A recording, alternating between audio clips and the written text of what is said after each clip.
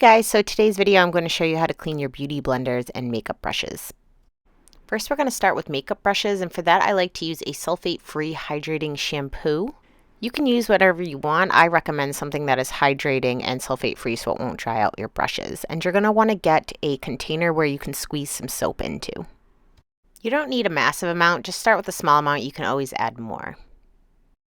My favorite way to clean my brushes is with my Sigma Spa Glove ×2. This one has texture on the front and back. This one is for the face side, and then you can see the larger bumps right here is where you clean the brush off. This is where you rinse it, and then these little textures are to make sure that there is no additional product left behind.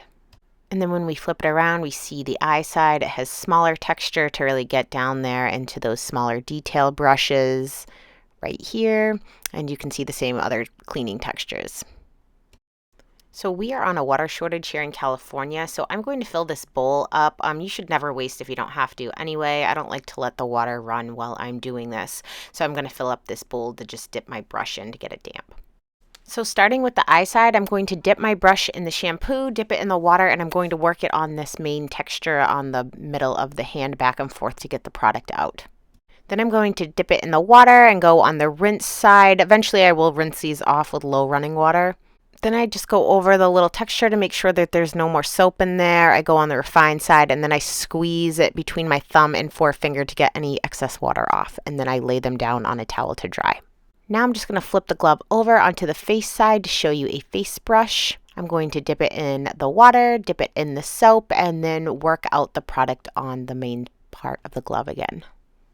I'm going to dip it in water, work it out on the rinse side, and then I'm going to hold it under running water really quick to clear the soap off, and then I'm going to go make sure on that refined side that there is no more product in there, squeeze the water out, and then lay them down to dry. Laying them down is very important so you don't get any water in the ferrule of the brush. That can cause the glue to weaken and then hairs to come out of your brush. And then I just repeated the process again on this Real Techniques face brush. One of the reasons I love this glove so much is because you can clean multiple brushes at once.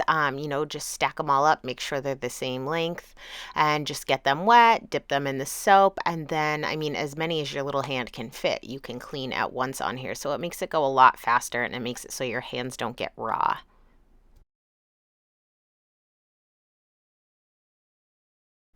I was a little skeptical at first, but this glove does an amazing job at getting all the dirt that's down deep in there. And then I'm just going to rinse them off, and same as the other steps. Now it's time to wash our beauty blenders. I have the regular size and then the mini right here to do. So again, you can use that same shampoo that you used on the brushes, something that's gentle, that's not going to dry out and tear the sponge, or the Style one. This says that it is moisturizing and deep cleansing. I am going to use one of the Beauty Blender cleaning soaps that we got. There's this liquid one here, and then there's the Puck solid one that I got. I'm going to do one with each way. First, real quickly, I wanted to show how the Beauty Blender is meant to be used. You're going to hold it under running water, give it a few squeezes to allow it to drink in, wring it out, and then give it a squeeze in a towel. And then it's good to use on your face, just like that.